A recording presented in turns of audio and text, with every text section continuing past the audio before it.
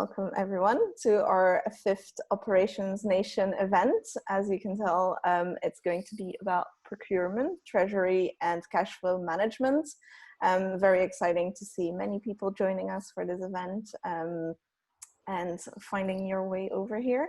So first of all, I want to do some housekeeping, which is the boring stuff, but I think everyone is used to using Zoom right now, so there's nothing really groundbreaking here, but just so that we can get everything right and sorted, we will be using the chat to communicate with one another, or if you have any technical issues, please use the chat function. If you have any questions for the panelists and that you want to have answered at the end of the discussion, once Joe and Adam have done their presentation, then please use the Q&A function. There's some pretty cool stuff about that, which you can upvote questions. So if somebody else has asked a question, you can upvote it. That's going to go up in ranks. You can also add comments to that, and then we can also mark them as answered as we go along for clarity on our end. So please use chat to chat and Q&A for the questions. That would be wonderful. Then a bit more about Operations Nation. I'm not going to say too much, but mainly we are three organizers. There's Charlene Chen, who's here, then there's Shrina, and then I am here as well, obviously. We started Operations Nation not that long ago, and mainly because we feel like there's a lot of content out there for many different people who have different functions in businesses, but nothing is really tailored towards operations. So we basically want to create a platform where people can find that tailored content for ops people. Since it's already a huge challenge, why not make your lives a little bit easier, or so we hope to do. We also are always looking for feedback, so if anyone has any ideas on future topics or collaborations, also never hesitate to reach out to us. You can reach out to on hello@operationsnation.com and let us know if you have any fun ideas of next things that we can do. Why have we started with a series called Finance for Ops? We went through the many things that people need to know in an ops role, and we found that finance is probably the trickiest one, because a lot of startups go CEO, operations, head of operations, COO, and then finance, CFO, finance team. And that means that a lot of the early finance things fall on ops people. And if you don't really have any kind of financial background, it can get very daunting and very scary. So we wanted to get that out of the way first, because we hope that that's going to help you moving forward, which is why Finance for Ops. We also wanted to mention that we have a content partner for these series, which is Quantico Financial. You can find them on quanticofinancial.com. Mainly Drew Verncy, their co-founder and COO, is helping us run this series. And basically, if you're looking to have a scalable in-house finance team, you can go and find them. They're going to help you with all of your finance questions.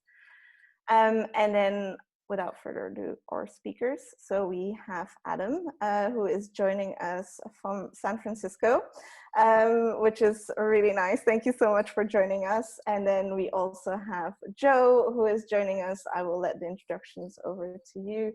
And Joe, go for it. Great. Hi, everyone, and thanks for inviting me. Oh, just going to share my screen. So I'm Joe in London. I am CEO of a company called Reducer, but prior to that, I was FD and financial controller at a couple of pretty successful startups in London. So one was called Gusto, which went from sort of 20, 30 people to is now about 400. And one is called Carwow, which again went on that same sort of growth journey. So before I started this company, lots of experience in the sort of finance world. So I know I was given the task to talk about procurement, but I don't like the word procurement. It just makes everyone get really bored. So I thought I'd make it quite a bit more informal, a bit more chatty. So why better buy matters and how to start. And as I said, my name is Joe, CEO of Reducer. So Reducer is a price comparison tool for businesses. We mainly work with sort of shops, restaurants, bars, pubs, that sort of thing. And we get data from Xero and QuickBooks and then prepare price comparison based on that.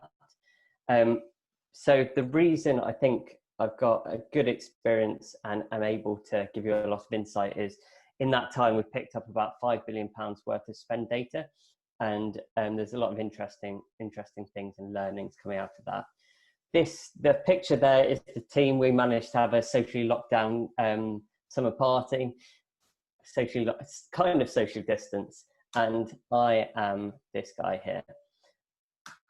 So what I'm going to cover today, about 15 minutes of your time, I'm going to talk about, firstly, how you perform a cost review, what you need to look at, the processes you need to go through to make that happen. The second thing we're going to talk about, and this is probably quite a big one, if you've got errant founders, stopping other people buying stuff, so managing spend within the business, both other employees and founders. Third, finding good suppliers. And then fourth, a list of resources, companies, hints and tips that I've picked up over the past sort of 7-8 years that should point you in the right direction. So start off. I think the first and most fundamental thing you can do when you're looking at procurement is do a whole review of the company's cost base. I think it's a really important thing to do, and generally companies will find they can save between 10 to 20% of what they're spending on non-salaried costs by performing an exercise such as this, especially if you haven't done it before. So it's well worth doing, and I thought I'd run you through how I'd go about doing that and what I'd look for. So it's none of this is rocket science. It's not machine learning, AI, anything like that. It's real simple, basic, common sense. And this advice is all pretty much common sense. So spend less money to save money. How do you go about doing this cost saving review? 1, take a look at what you're paying for. 2, split it into some categories, and I'll suggest some categories. And then 3, I'll talk a bit about how to approach each of those different spend categories or areas. The major way you want to go about this is by creating an extract from your accounting system. So the majority of you will be using something like Xero, QuickBooks, maybe Sage, maybe if you're a bit bigger, something like NetSuite, maybe something completely different, maybe Excel, who knows. Whichever tool you're using, what you want to do is get a list of what you're spending. And what you want to look at is what you spent over the last 13 months. Do it slightly longer than a year. You can do that either looking at the spend transactions or bank lines. Stick that into Excel or do it on your accounting system and then filter by the supplier or pivot table by the supplier. So you can see how much do I spend with each supplier, what am I buying from each supplier, and then write a list of the different items or packages you buy. Now, I'm not saying do this for every £2 of spend. There's definitely a materiality limit over which it makes sense to do this. And the size of your business will dictate that. So big businesses, it might be over, say, £500, and you're going to spend that money again. Smaller businesses, I'd recommend looking at anything above sort of £15, £20, especially if it's recurring spend and coming back again.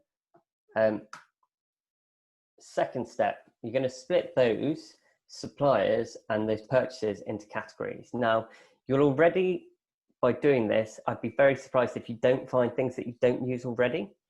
Don't use. So this might be subscriptions. This might be extra features of products that you tried out that you didn't continue to use.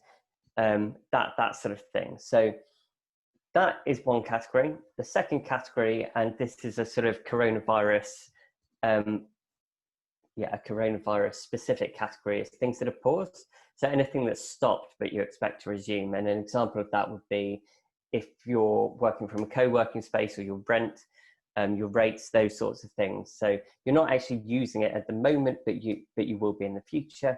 And then third, things that you're going to continue to use into the future. Now, there's a pretty easy approach to each of these 3. Anything you don't use, just stop straight away, nice and easy. Anything you've paused and are not using due to, for whatever reason, go to the supplier and start to negotiate and start talking to them. And I'll go in a bit more detail on some of the areas that you can do that in a second. And then those that you still need, you want to be comparing prices if the services are commodities or are easily interchangeable with other suppliers. Where they're not, there might be room to negotiate. But usually negotiations only get as far as you have effective pricing from competing suppliers. So areas to pay particular attention to. If you can't be bothered to do all of that, maybe these are the 6 or 7 things that I'd say look at. Number 1, card payments. So a lot of businesses take these in person, but I imagine a number of your businesses will take these online. And when businesses set up, especially startups, they usually integrate with easy to use payment suppliers like Stripe and PayPal. Now, those are great, easy to get set up, easy to get started, easy to sort of reconcile your transactions and things like that. But once you start getting more volume through your business, then they become more and more expensive. You can definitely negotiate with Stripe down, and you can reduce their fees from sort of over a couple of % to just over 1%. But there is often a far cheaper alternative by going to a traditional supplier or using someone like SagePay, for example, where you have to put a bit of development time, maybe a week's worth of dev time to realize those savings, but the savings can be huge. And a good example of that, so my first company, Gusto, we did recurring payments. We moved from a system where PayPal were running those payments to a system that was a split between SagePay and First Data. And we moved that from 2.9% on average to 0.6%. So I think it doesn't take a genius to work out that not only does that have a massive impact on your current business and the cash that you can have in the business, but also when you're looking at things like LTV, CPA calculations, when you're looking at forward projections of your business, small changes in gross margin can have massive effects on both the profitability and the valuation of the business. Second point is on Amazon Web Services or general hosting costs. Again, if you've got developers who are on this, you may already have reserved instances used in your business, but effectively what AWS allows you to do is commit to a certain amount of spend upfront and get a big discount for that. So typically that discount's about 45%, and you just have to say, I will spend a certain amount over the next year. So there's a massive saving to be had on any AWS account, just buying more sensibly and buying that reserve capacity. And where you're doing really big volumes of where you've got massive AWS bills where it's sort of 10, 20, 30,000 a month, then there's a huge amount more you can do there to reduce your spend. The other thing that's worth looking for is if you have investors, they often have free AWS credits, sort of 25 grand or so, $25,000 or so. Most venture capital funds will be able to give you maybe 25, maybe 20, maybe 10. I can't quite remember exactly. Something like that, but ask around. There's often free credits you can get both at that stage and at the seed stage. And my business, for example, we're just starting to pay for the first time after 3 years for AWS, having surfed those free credits for a couple of years. Subscriptions. So again, many of you may be in SaaS companies and may benefit from this, but as you know, quite often subscriptions get set up where you think you're going to use this new product, you think it's going to be great, and then eventually 2 months down the line, you've worked out it's not quite right for requirements, but that subscription never gets cancelled. If in doubt, cancel those subscriptions, because if someone is using the subscription and that it's integral to the work, they're very quickly going to tell you if you've cancelled it and they can't use it. So I'd always err on the side of cancelling too much rather than letting things go if you're not sure about it, or you can't find out who in the business is using the subscription. Right, rent an office. So my advice on this is, firstly, negotiation is very common and you can make a massive difference by negotiating, both with shared workspace providers, but even more direct with landlords. My advice would be, if you are a venture-backed business, then going directly when you've got 2, 3, 4 years of capital in your bank, you can sign up to a 2-year lease, and that will be substantially cheaper than working in a shared workspace.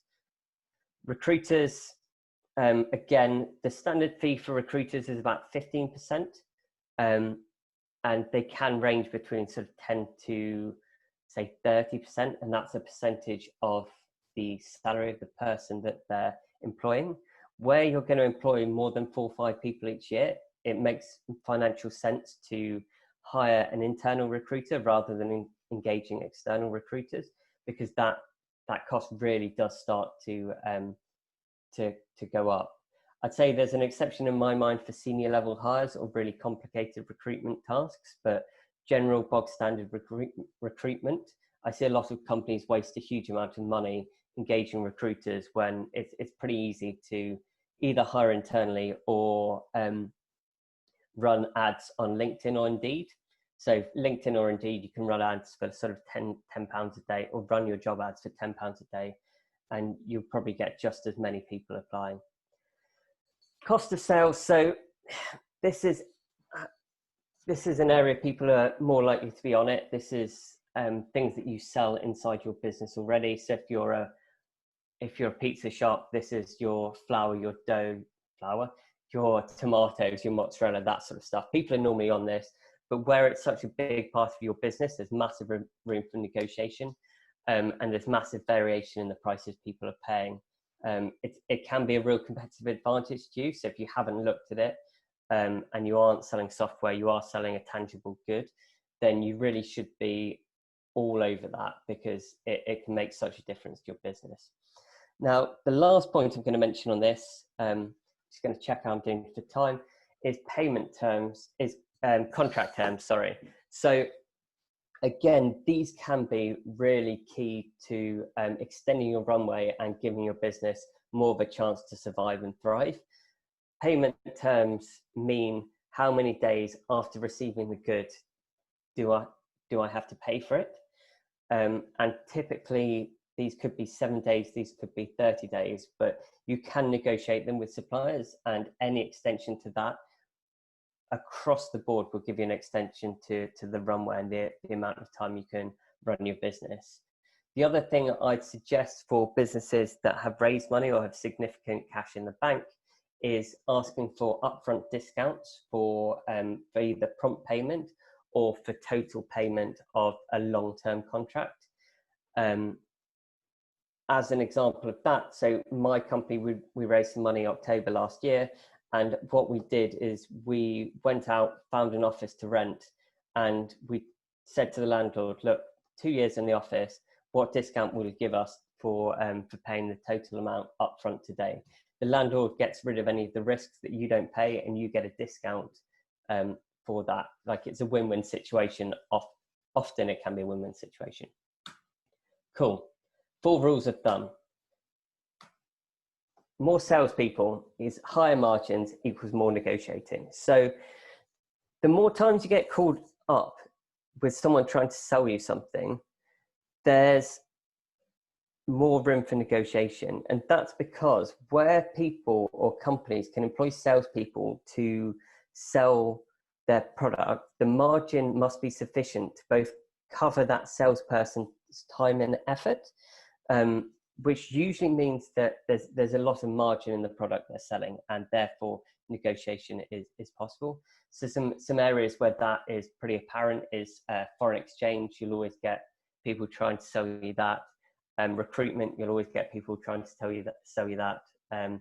Energy as well is one where there are a lot of salespeople calling you up. So there's an inverse relationship between the number of salespeople in an industry and the efficiency of the pricing in that industry. Number 2, don't trust Trustpilot and online reviews. They're easily faked. I'm sure you've seen this and the growing sort of frustration with Amazon reviews as a consumer. I think business reviews are even more at risk of fraudulent activity and being manipulated by the people putting them out there. So the advice I'd give is don't trust Trustpilot, don't trust any of the other review sites. The other thing you often get with the reviews is that consumer reviews are mixed in with business reviews, or the number of reviews are so low you can't really get statistical significance from them. So it's worth having a look, but I wouldn't go with a supplier just because they've got good reviews or not. Don't trust brokers. Brokers in general, what they will do is they will get one price from the supplier, and then they will be able to sell the product at whatever price they can to you. So they will buy it at £10, and if they think you can sell it for £20, buy it for £20, so sell it to you for £20. They think for 15 for 15. It's especially the case in FX, a little bit the case in energy. There's some horror stories from some of the other industries, but I might go into those later. 4th rule of thumb is read the contracts for anything that you're buying. I think as consumers, we get used to clicking yes on terms and conditions, and there's some good reason for that, in that we have a lot of protections as consumers against bad actors, and you can give something back if it fails to make you happy. You have cooling off periods as an example. None of those protections extend to businesses. If it's in the contract, you've agreed it. So you really need to read the contract and make sure you know what you're signing up to. It is boring work, but it's just something I'm afraid you're going to have to do. Right. Section 2 of my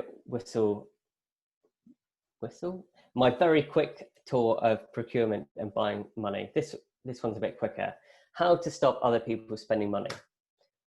So this is a quote I made up, but I think it's quite apposite. If anyone's worked in a big organization, you'll always know that when the end of the year comes around, people are desperate to spend money so they can make sure that their budget isn't curtailed for the next year. It's the same in small organizations, and I'm pretty anti-budget for small organizations.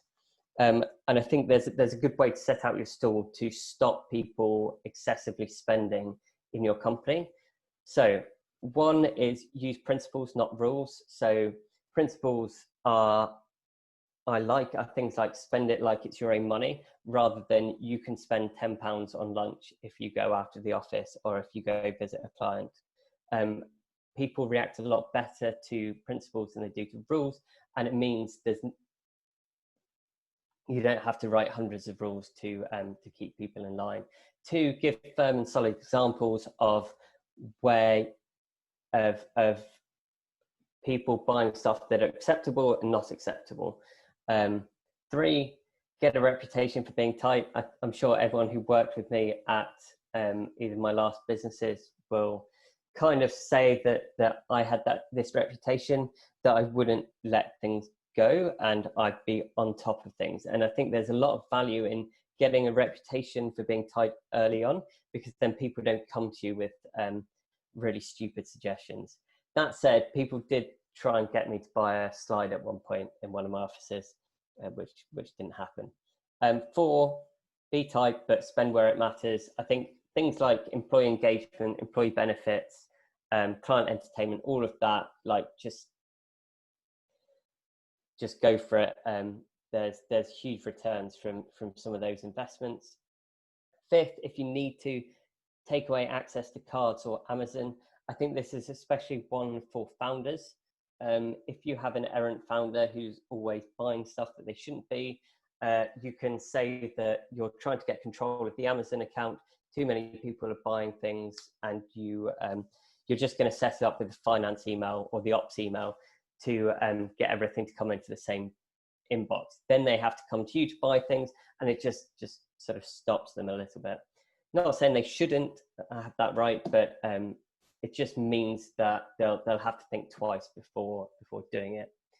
And then finally, if people are overspending or buying things that they shouldn't be, or buying things and they're not using them, then that, I think, is the time to give them a budget. And what I'd have in my last organization was I'd have some people with budgets and some people without budgets. I didn't obviously tell them that I trusted some of them and I didn't trust others. Finding good suppliers, I will be fairly quick on this. So finding good suppliers is really, really difficult. I alluded to the problems with customer reviews earlier. Good buying as a business is very different to good buying as a consumer. I'd say here are my 4 pieces of advice. One is use your network. You've got a great network here.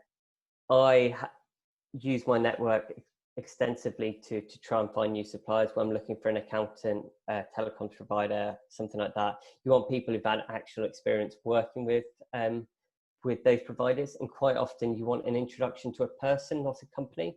So it might be that this person at this company is great to work with, but a few of their colleagues aren't so good. So use your network, ask people, don't trust reviews, positive, don't trust the negative reviews, reference check where you can.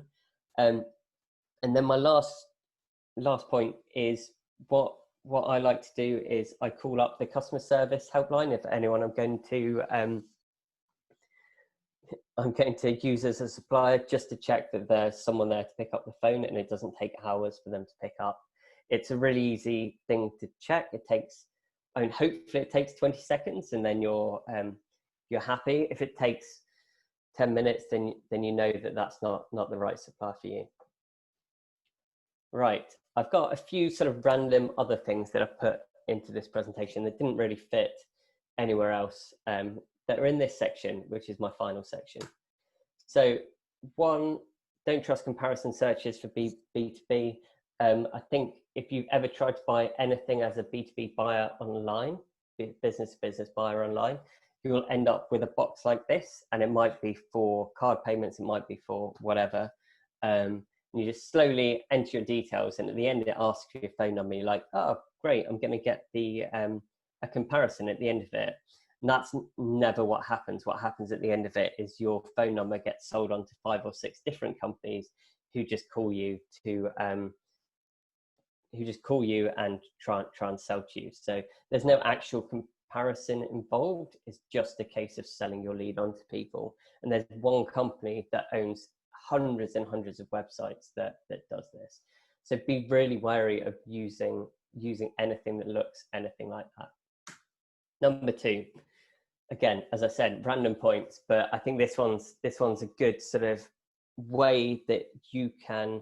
So no one gets promoted for doing procurement well. Let's be honest, right? It's not a fun job. It's not a sexy job, and no one gets excited about it. When you go to tell your CEO that you saved like 200 quid on your electricity spend, the response is more likely to be, well, why are we spending that much already? Like it's a thankless task, but it is really important for your business, and can be a big driver of not necessarily the success of a business, but it stops failure of businesses.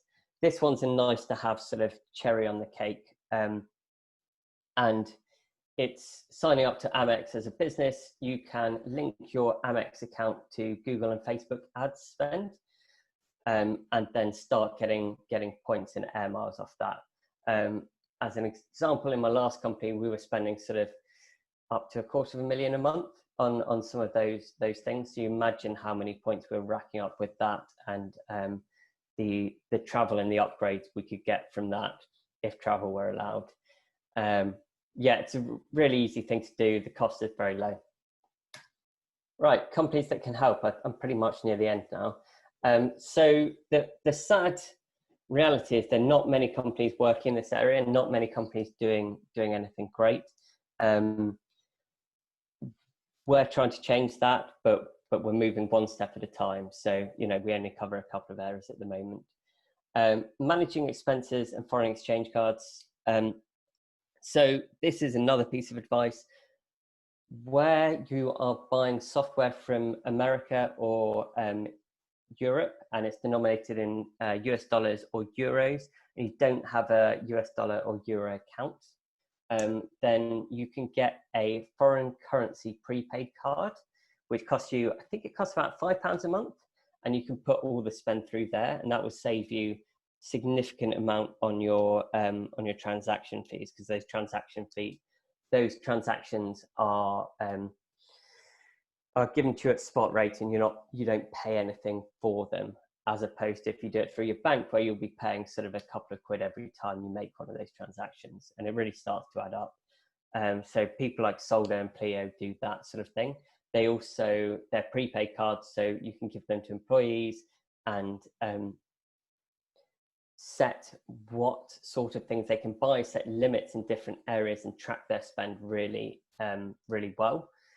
And they integrate into Xero and QuickBooks. The downside is it's a prepaid card rather than a credit card, so you have to pay money up front, and then the money is used.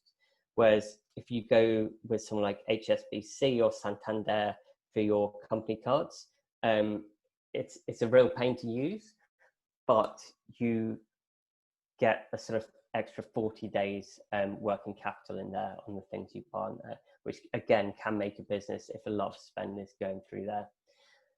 Second area, comparison sites. So I'll start with the ones that aren't us first. So Simply Business is good for insurance.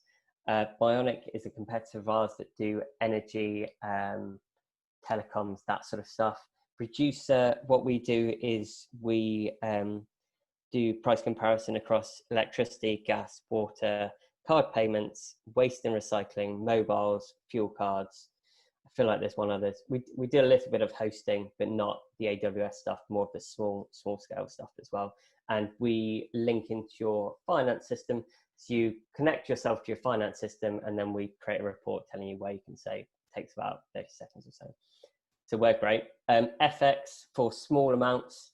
Revolut's really good in terms of FX. And then no fees on there. TransferWise for business is really good. And as I mentioned before, the prepayment cards. Procurement consultants, again, it's something we do, but where you're looking at reducing your cost of sales, then there are independent procurement consultants who specialize in next to everything. You can find them on LinkedIn. Often they will work for a success fee. So they will say, pay me 20% of what I find you in savings over the next 2 years or so. Often they'll do that. Sometimes it will be a mix of that and a day rate, but well worth it if you're spending a lot on something very specialized.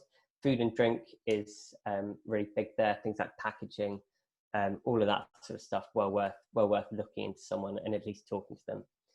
I think the other thing I was going to mention is approvals and purchase orders. So this is where you have a system where people inside the company request to buy something, and that's signed off by, say, their manager or the final finance team. There's a company that helps you do that and integrates again with Xero, called Approval Max. I've never used it, but you know, I know people are. I think it's quite a big system, or quite a lot of effort for a small company, when informal sort of sign-offs might work better. Finny, lovely. That is me. Thank you very much, everyone. And I didn't see any chat because I had the presentation on, but I'll answer your questions at the end, hopefully. Amazing. Thank you so much, Joe. Adam, I'll let you set up. In the meantime, we've had one question. So please keep them coming. Also really enjoyed the little meme in your presentation, Joe, and I know that's a good one that's coming in Adam's presentation as well, so look out for that one. Yeah, very useful tips and tricks. I, for one, did not know that there were procurement consultants, which is a very interesting sounding job. Yeah, it's a funny one. It's like they spend all the time getting good deals on stuff, but if you know where to buy. So again, at Gusto, we sorry, I'll let someone else talk in a second. Again, at Gusto, we had a couple of procurement consultants work with us, and we managed to move the margin on the boxes from 5% to 40% in the course of a year, which is like transformational for the business in terms of our ability to grow and then decrease prices and get more people on board. So yeah, they can have a huge effect. Wow, that's really cool. Also, you mentioned some stories maybe near the end, so I'm looking forward to those as well. I forgot what I was talking about, but yeah, you'll have to remind me. Okay, we all set? Awesome, go for it, Adam. Okay, hopefully everybody can see that. So thanks for taking the time, everybody. I'm Adam Gavea. Just a little bit of my background and why I'm going to talk about treasury and cash management. I spent part of my career at an accounting company. I spent part of my career at a hedge fund. I worked in a sales and trading role at Wells Fargo here in San Francisco, where I'm based, in their foreign exchange department. And that's kind of where I gained some of the treasury knowledge. And I'm currently the CFO of AZA, which is a company that helps businesses make payments to and from Africa. So we operate all across the continent. Essentially, we help businesses send money in and also send money out. And obviously, there's quite a bit of cash flow management and treasury in that business. So I was happy to sort of talk about this topic today. So first off, Joe, thank you for that chat, and I really like cancel first, ask questions later. That's the one that I'm going to take away from this. So great. So treasury is it can get quite technical, and we could really sort of dive into this topic. I'm going to try my best to keep this high level, focused on people who are CEOs who really don't have a background in this, and try to focus on people who are at typically early stage startups. And I'm going to start a little bit about just sort of explaining what that is. Treasury might be, as boring as procurement in terms of a word, but it can serve a very important function. So this is just what I'm going to go through. I'm going to focus on foreign exchange a little bit more because I think being in the UK, a lot of you probably have operations in Europe or at least suppliers, probably in the US. And you're sort of more and more involved in things that relate to foreign currency. Okay, what you see on the right there is for some of the typical corporate treasury functions.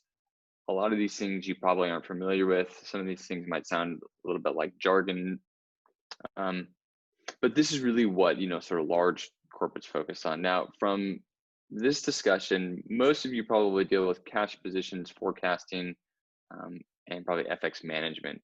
So that's really where I'm going to focus on this. Hedge accounting, announced banking, netting, short-term, long-term debt. These are things mostly for publicly traded companies. And happy to take questions afterwards, but we'll focus a little bit more on the basics. This is kind of an example of where large corporate treasury departments focus on. And this is out of a case study from INSEAD. And my favorite piece of information is they have 250 online bank portals. So I'm sure some of you asked about, how do I do this? It's not in Excel. If you can imagine trying to log into 250 online bank portals and updating some balance or something like that, that obviously takes quite a bit of systems work. And that's what a lot of the treasury stuff is.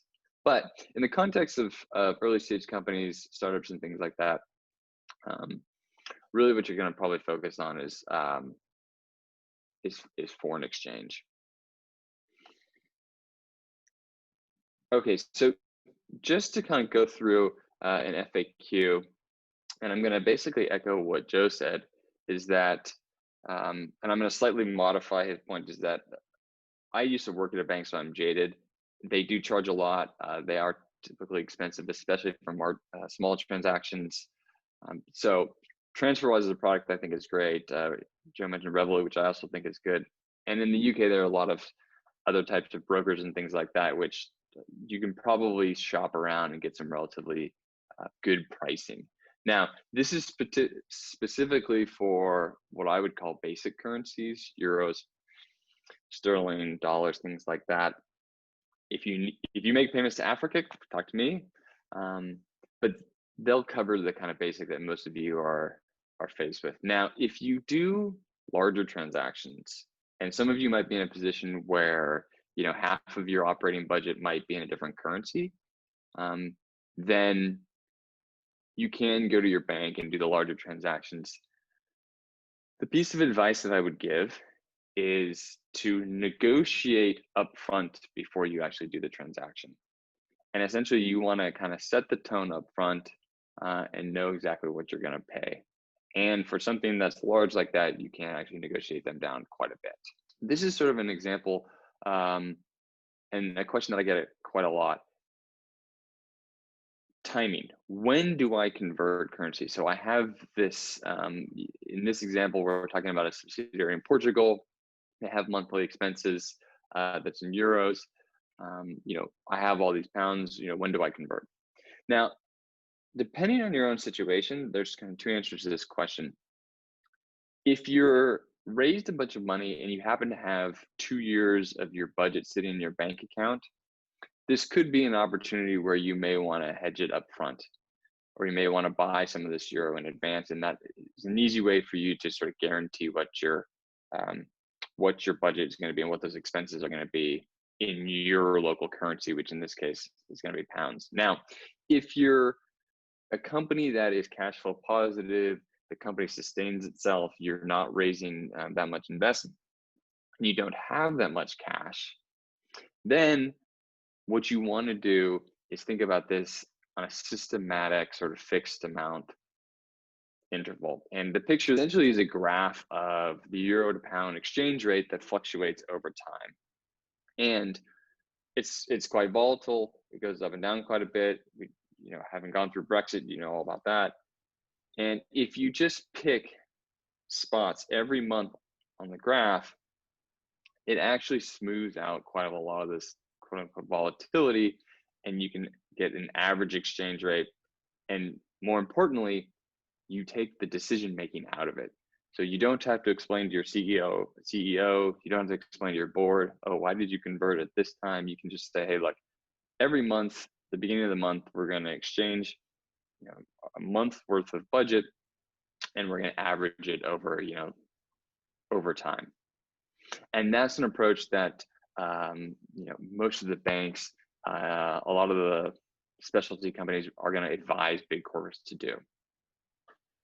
Okay, this is a question that I got in advance. I won't go through and read the question, but essentially the question is about, we have a loan in a different currency, and we have operating expenses in different currencies, and how do I transfer that? So the best practices from a treasury standpoint is you actually don't want to take out a loan in a different currency than your budget or from your revenue. And essentially the concept is to match assets and liabilities in the same currency, or match income and expenses in the same currency, and that prevents some of the fluctuation. Now, the exception is, if you need the money, take it. And if you really need a loan, and that's going to be the thing that's going to get you through the next 12 months, or you're in a cash crunch for COVID, who cares about the currency? Take the money. So that's a really important exception about this. But if you have the choice up front, then you would try to match them.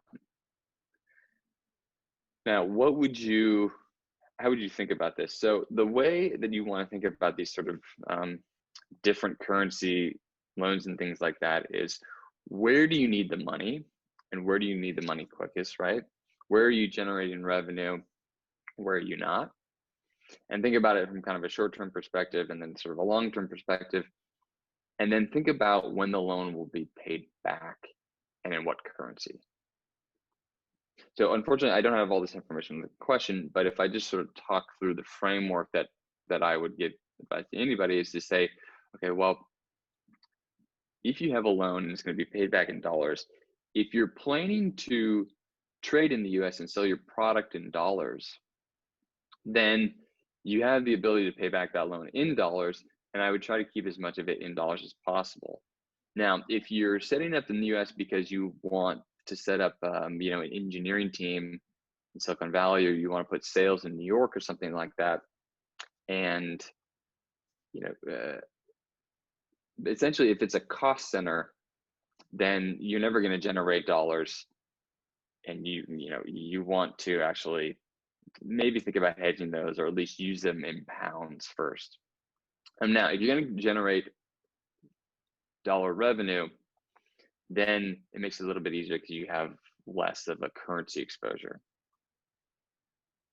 But again, if you are in a cash crunch, if you got hit hard in COVID and you're just trying to pay bills and things like that, and you have to pay salary in euro, or you have to pay this month's salary in the UK, then again I would think about how much that covers, and I would think about, okay, how much did you budget for? If you have enough to move all at once, that can be a nice hedge. And if you don't, then I would just move it systematically over time. Okay.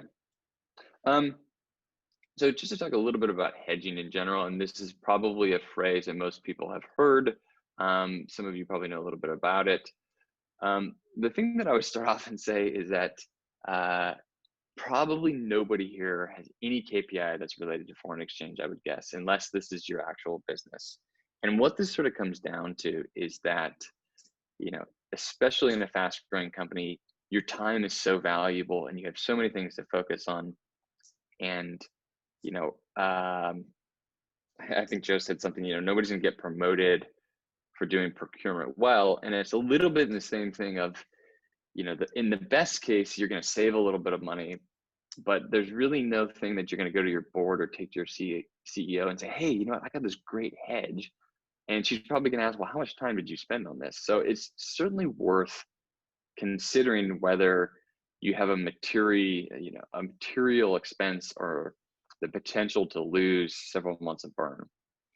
So the way that I would frame this and think about this is, if you consider how much that you're going to need in a foreign currency, or how much revenue or potential sales you're going to get from a foreign currency, think about what a 10% adverse move would mean. If you lost 10% of that, what would that do? So the way I would think about it is that if you're thinking about, I have 12 or 9 months of burn left, and and then I'm going to have to go fundraise, and I need to have a conversation with the board, CEO, whoever, about fundraising, and a foreign exchange move of 10% is going to cut that by 3 months, then that's what I would consider kind of a material impact. And you don't want a surprise like that. And that's where I'd probably consider hedging it. If it's 1 month, if it's half a month, it's probably not something that is really going to dramatically change your trajectory or dramatically change the cash flow projection. And you would really kind of want to weigh how much time you want to do it. Now, this sort of assumes that you don't have a full-fledged 10-person accounting team and tons of resources to set up new accounts and go through new documentation and things like that. So it's worth considering how many resources you have. Who offers FX hedges?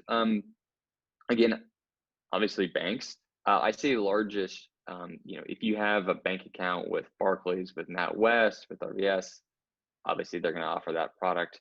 If you have a smaller bank, perhaps in Portugal, perhaps in Estonia, they may not. So you just have to sort of think about how big the bank is. Cantox is a startup. I haven't used them personally, but I've heard good things about them. And essentially, one of the things that they do is advise on hedges. They tend to focus a little bit more on the kind of middle market corporates, but I'm sure they would work with a little bit smaller companies. So that's somebody that you could go to. And then in terms of what the best hedge is, I'm a big fan of easy, cheap, and simple. And there are all kinds of complicated products. And if you go to your bank and say, hey, you know, how do I hedge this? They will happily provide you with lots of different products, and they have all kinds of option strategies and things like that. And the thing that I would say, especially for smaller companies, is that a lot of those products are designed to extract fees out of you. And if you're a complicated corporation going through lots of different, you know, M&A, and, you know, if you're an airline company and you're leasing airplanes, there might be some benefit to that kind of complexity. But for most people, just a simple forward will cover most of your hedging. And there's even an easier way too. So a forward is a good instrument, and I'll talk about it in a second in detail, if you don't have all the money up front. So if you're a cash flow positive company that doesn't plan on raising a lot of investment, and you have, you know, maybe a couple months of your budget in your bank account at any given point in time, then an FX forward is a really easy way to do that, because you don't have to actually make the payment until that date comes. And again, I'll talk about it in a second. The accounts that Joe mentioned, the TransferWise for Business, he reminded me that they do have foreign currency accounts now. So I think you can set up both a dollar, euro, and pound account at TransferWise. So the other way to hedge, which is really easy, is that if you just raised money and you're planning everything out and say, okay, I got 18 months worth of budget here before we have to fundraise again, you can, and you can afford to put all that money into another currency and just sort of let it sit there. Then one thing to do is actually buy all of the foreign currency at that point in time. And then you'll know exactly how much you have, how much you need, and you won't have any surprises. You know, assuming that your costs in that currency are fixed.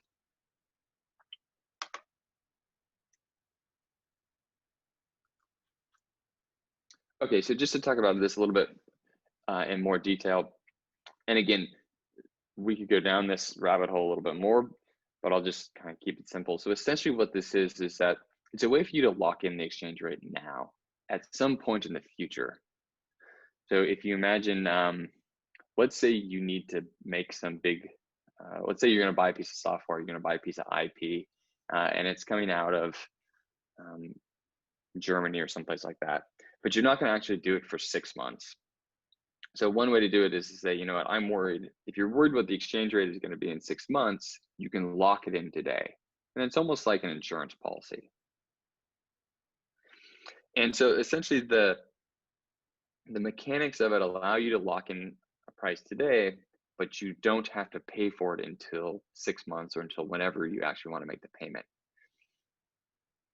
Now, you might have to go through, there's going to be some paperwork. They might do a credit check, or you might have to put up cash collateral. So you might have to put up 10 or 20% of the amount up front, but it won't be the full amount. Now, the nice thing about forwards, to the second question, is that you can't lose money. You give up any potential gain, but you can't lose money, and you have certainty, which is, I think, you know, as crazy as startups can be in terms of changes and budgets and things like that, certainty is kind of a nice thing to have. And again, just be aware, again, I'm jaded about banks, but they will try to extract a lot of money out of you. So you do want to be careful about the pricing of it, and just be aware. The other question that we get, and that I hear quite a lot, is, you know, when should I hedge? And it kind of comes down to, well, do you have enough money to do it now, or do you have, you know, how much cash you actually have? And ideally what you want to do is be able to budget or project your cash flows, and be able to, at that point, know what the rates are going to be. So a real easy thing to do is just to say, okay, we're going to agree to a budget. I'm going to go out and I'm going to do this hedge. I'll know exactly what the exchange rate is. And then you can do all your conversions, and you won't have any surprises. So that's the kind of general overview of the foreign exchange piece, and I'm happy to take some more detailed questions afterwards.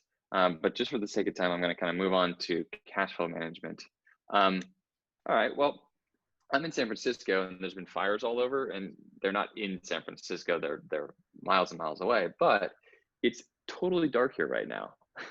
I took that picture, I took it this morning. It actually looks exactly the same, and it's like this bright pink outside. It's so weird. It literally looks like the apocalypse here.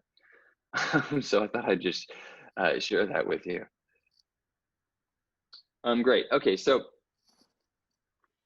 cash management. A lot of the questions came through with cash management about systems, which I'll talk about. There's some template questions, which we're going to go through. And then somebody asked about COVID and any ways to manage cash during COVID. So let me throw out a few things there as we sort of going along.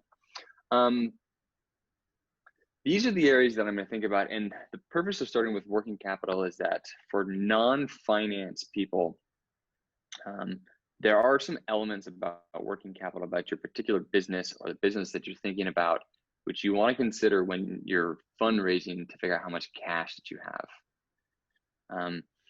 And most of the, most tech or technology-based startups don't require a lot of extra working capital because they're SaaS companies or they sell something that they get paid up front. So it only applies to certain amounts of business. And then I'll go through some of the other statements and kind of some of the basic ways that people think about projecting cash flows and cash management. And then we'll talk about systems a little bit.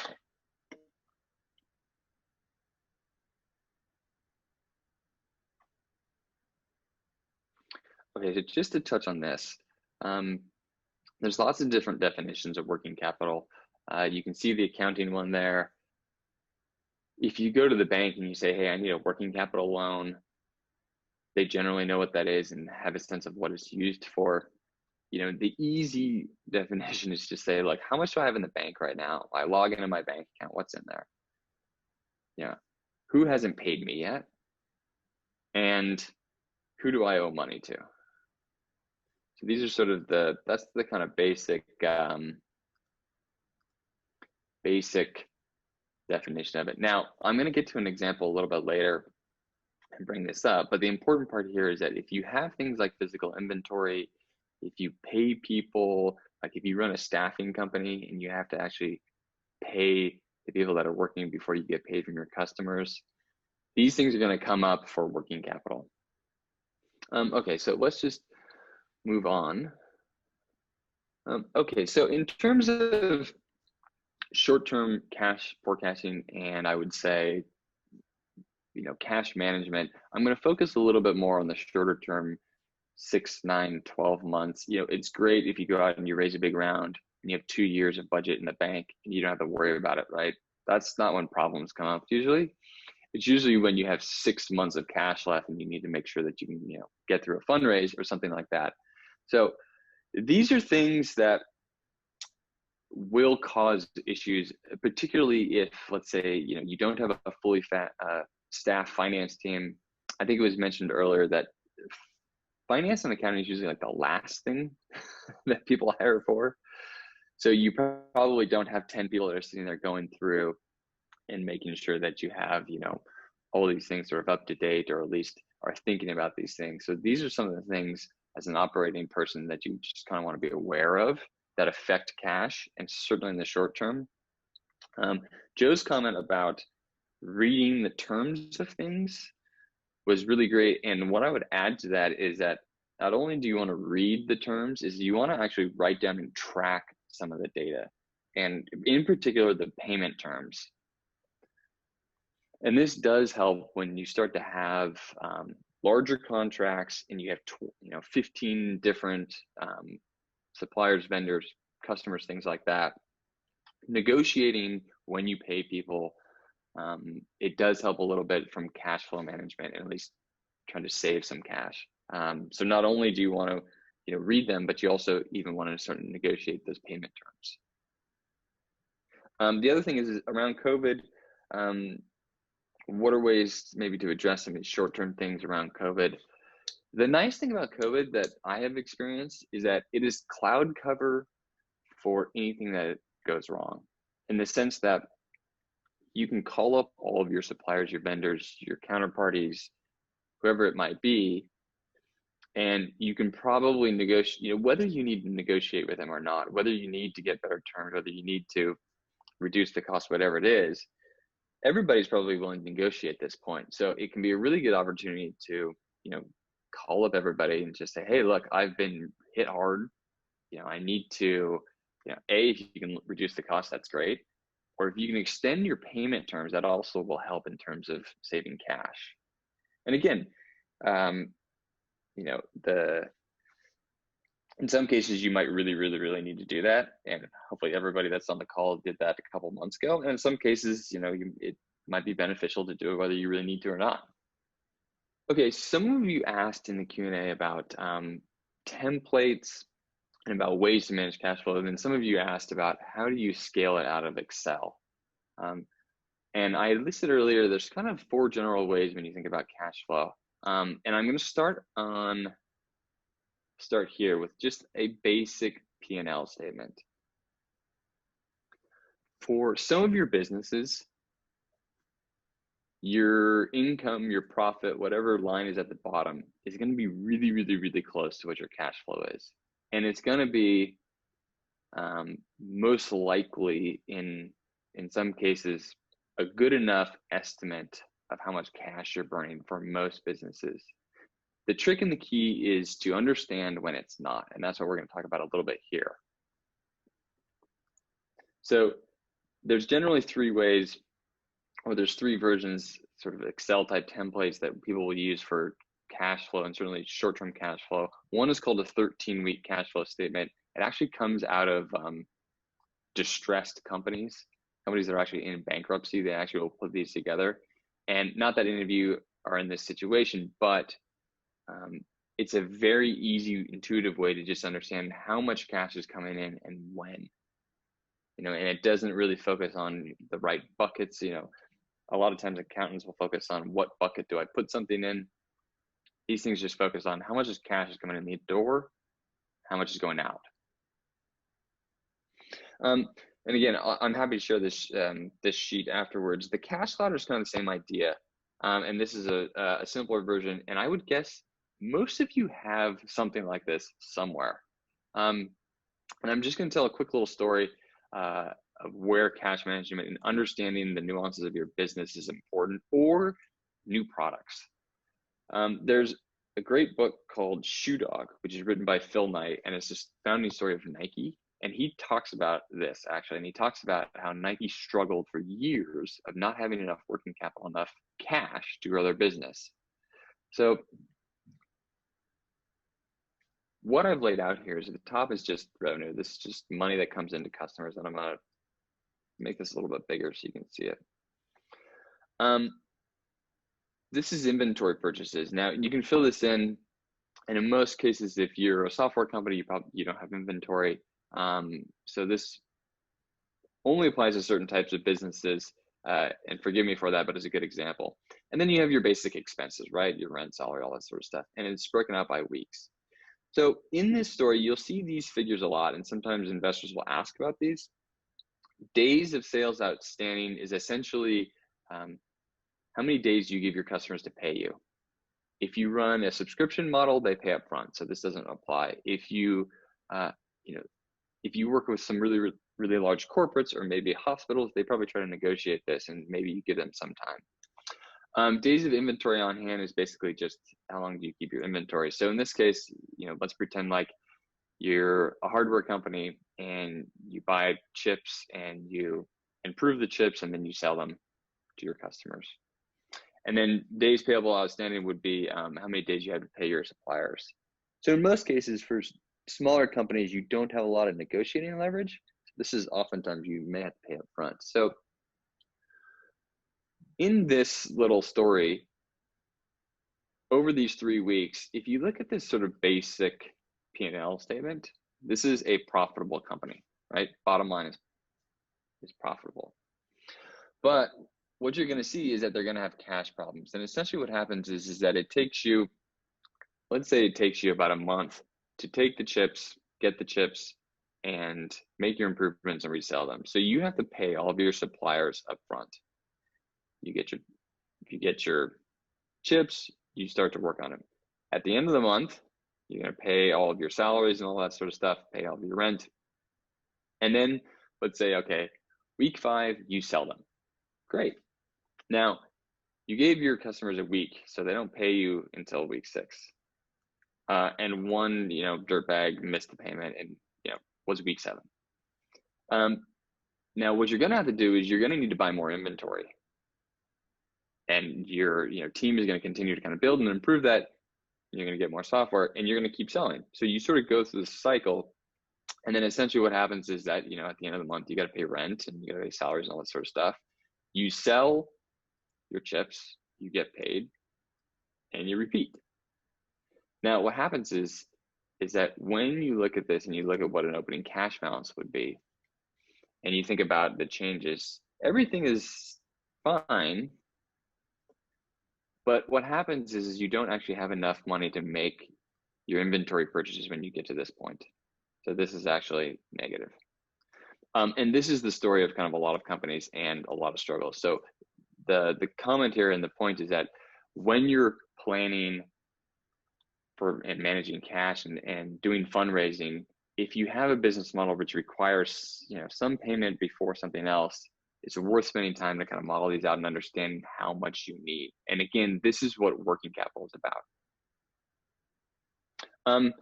For the person that asked about a cash flow statement for EIS or SIS, I can't remember. I'm an American, and forgive me, I'm not familiar with that particular tax benefit. But essentially what I have here is a cash flow statement. I'm happy to give this to everybody if they want to use it as a working model. You can use this to put it together. Essentially, this is the kind of accounting version. This is the version that looks pretty that you want to present to, a regulator, an investor, a bank, whoever. These are the kinds of things that I'm sure most of you use and save internally and things like that. But this is actually the sort of proper accounting one. I'm not going to go through this except to just highlight. Again, it gets quite technical in the accounting world, so I'll just keep it high level, except to say that essentially what this does is, most of you are familiar with a P&L sheet. There was a question about, is your cash flow forecasting typically over 12 months? This one I set up as 12 months. Typically you would budget, probably 18 months in terms of cash flow if you're fundraising. And I think 12 months is a good, if you do budget, and Joe has a fair argument to say that budgets aren't great for everybody. I would budget for probably at least 12 months. You probably want to do cash flow a little bit longer, certainly if you're thinking about not wanting to fundraise every year. But essentially what this does is it takes the P&L statement, with most of you are familiar with, it takes your balance sheet and it breaks down what is cash flow. This line, net change in cash, is what most people refer to as burn. That's when people say burn. Essentially, they're referring to this line. And essentially it says, okay, how much did you get from raising money? How much did you have to spend? And what this does is it essentially breaks out computer equipment, it breaks out IP, it breaks out all the stuff that doesn't actually go in your P&L statement. And then it looks at changes in cash that arise from your balance sheet, which this is actually the proper accounting version of this sort of exercise I just went through here. This is a little bit, I think, more intuitive. This is the accounting way. So everybody's been asking about systems, right? I'm actually a big fan of Excel. I sort of feel like it's like an addiction. Like you can't just get rid of it. It's like hard to move on. But essentially, I have gone through this full journey from the lower left-hand corner to the upper right. And in terms of systems, they tend to be focused on treasury and cash management systems. Sometimes they are related to accounting systems. A lot of you are familiar with Xero, with QuickBooks, with the sort of basic accounting software. I don't think they're very useful for cash management, partly because they're good at organizing data, but they still don't have the connections to banks. They still don't put all the information together. and they kind of they organize it a little bit differently. So where you're left is Excel, which easy to understand, you know, anybody at a university can use, is flexible, very basic. Now, when you start to get bigger, in particular when you have a lot of accounts and a lot of data, then Excel literally breaks down and freezes. Now, the challenge that I personally run into is that this middle zone, this middle market area, has a huge gap, and it's like this kind of unfortunate dead zone, in the sense of that there are some products, but there's a really big jump. And the reason is that there's a big jump is because the requirements that you need are essentially to integrate all these systems, and they require a lot of technical work, both internally and by whoever the provider is. And essentially what all of these systems do is they connect to your bank, they connect to your bank statements, they connect to your ERP systems, they take all this data and they put it in one place. You know, and then they have algorithms that do all the reconciliation, and they sort of match up everything. They have modules that do cash flow projections. And it just takes a lot of technical input and setup. So, you know, again, I won't actually make a specific recommendation, but what I would think about is that unfortunately there's not a just real easy way to do this unless you have, like, I know Xero does connect to a few banks, and if your banks happen to be that bank, great, and that can give you some advantage. But essentially what you need to do is consider these, but really if you have a lot of accounts, like if you're Roche and you have 250 bank logins, you're absolutely going to use one of these products. If you have 2 bank accounts, it might make more sense to just kind of muscle through it. Like a little bit about the pros and cons. So just to sort of lay out some of the pros and cons, and this is in comparison to Excel, the actual systems. The cost estimate, I mean, this is what I've seen, you know, the middle market things you can probably get out the door for $20,000, $25,000, depending on the number of accounts. Certainly the larger ones, the Sages, SAPs, NetSuites, are going to be 6 figures. And the other big thing to consider is that the systems are very much a garbage in, garbage out, meaning that if you don't have good data or they don't get set up right in the first place, all that, you know, all the scalability and things like that, they don't really help you. So it is something that you really have to invest time in. And unfortunately, it's a very detailed kind of technical thing to set up. So it's one of those things where when you do it, my own experience has been that you really need to set aside the time, budget for people's time to actually get it set up and done properly, or it can be a nightmare. But I mean, it is absolutely the path to scalability. Certainly if you have the kind of transaction or the kind of business that is a small, high volume business, lots and lots of transactions, lots and lots of data. I'm a big fan of The Big Lebowski, and the accounts receivable part, essentially the goal of this section is just to say, don't ignore this. That the reality is that people won't pay you, and if you let it go, then it does become a problem. So this is pretty long, and unfortunately not the best format for this, but I just want to point this out. I'm a big fan of Ben Horowitz, who's written a couple books, and this book is about culture, and he has this great example about accounts receivable. And the theme between The Big Lebowski and this is actually this phrase, "Where's my money?" And it's really kind of a no-nonsense way of focusing on getting people to pay you and just saying, look, you gotta focus on this and not give people any wiggle room, not take excuses, and put the right sort of time and effort into it. Because, you know, in this example, essentially they're short over $1 million in a given month, which is going to really impact, you know, cash flow, cash management, that kind of stuff. So really, I think the theme of this is keep your eye on it, don't let it slip. It's not a guaranteed, you know, in Excel, it's a guaranteed thing, right? Money comes in, next cell. In the real world, it's something that you got to focus on. I think that's it. That's it indeed. So it's Q&A time. But I think we've only had one question, which was one about the procurement section. And Sophia asked, how do you remain diligent with financial, legal, technical approvals for new suppliers and not being a roadblock to your team? We want to support the momentum of our team without incurring additional risks. How do you balance this? Yeah, I don't think there's an exact answer to this. I think it's a matter of prioritization. You know, if you're doing all of this stuff internally, you can get it done in a very short space of time. If both you and the supplier want to get a deal done, and you know, if you're paying the supplier, they'll want to get a deal done.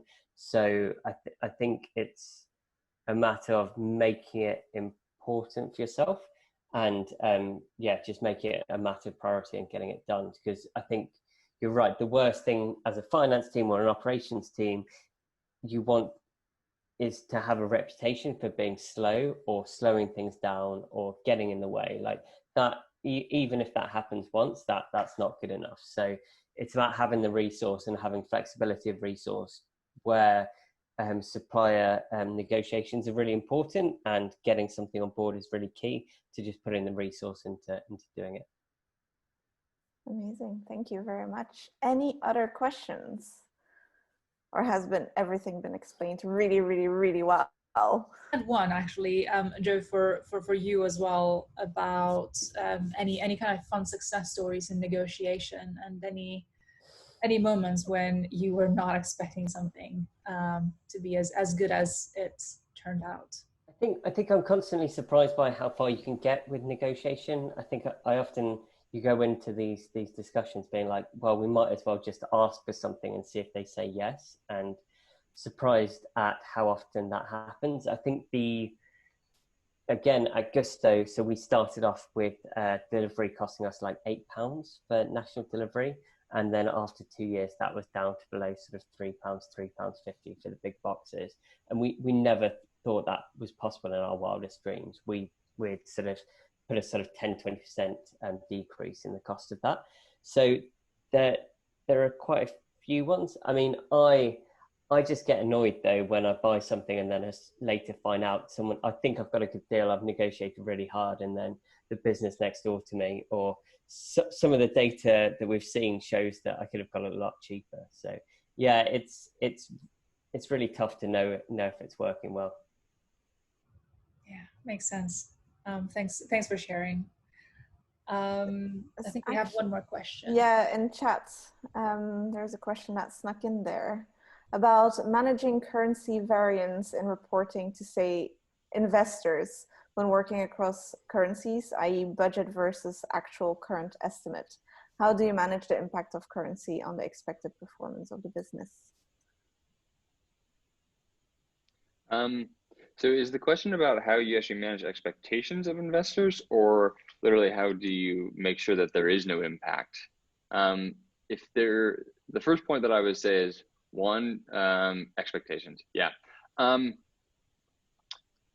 Be upfront to say that there are exposures.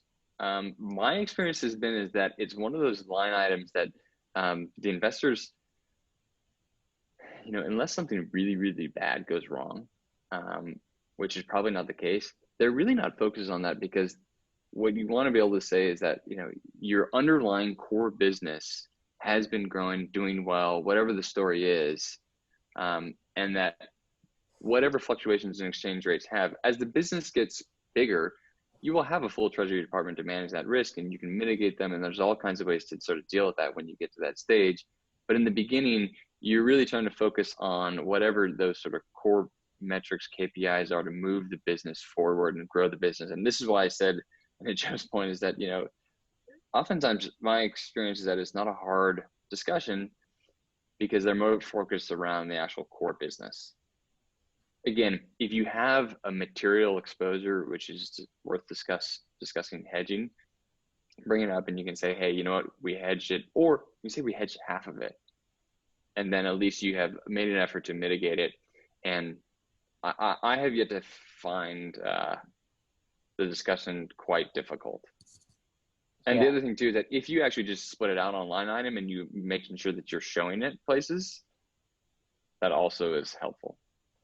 And I think in addition to Adam's point, what I've always done in the past is just write one slide or whether you're at the board or not at the board, you write one slide or one paper before you go into it saying, here's our position, this is what we're going to do. And that way, whatever happens at the end, they've had visibility of it and they can't really complain. It's all about managing the risk. And if you can tell people what you're doing up front, and then they can build any objections or any questions up front before you get to the point where you're showing them a big FX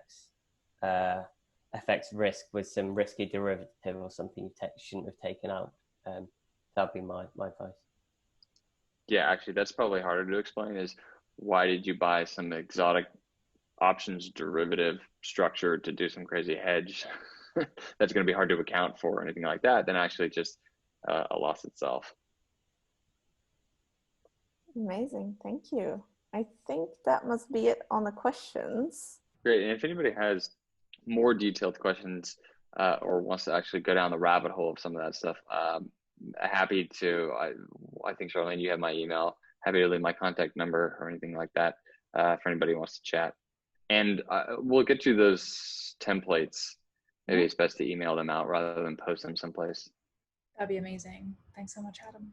And then I think the last thing for us to do, and I'll reshare my screen for that, is to give some more info about where to find us and contact us. You can sign up on the mailing list via our website, which is operationsnation.com. You can follow us on LinkedIn and also on Eventbrite to get that notification. So please do all of those. And then that's it. Thank you so much, everyone. Thank you so much, panelists. Thank you so much, attendees, for joining and all your wonderful questions. It's been amazing. Have a lovely evening. Thanks, everybody. Lovely. Thanks. Bye. Thank you so much. Bye. Cheers. Bye. Thanks, everyone.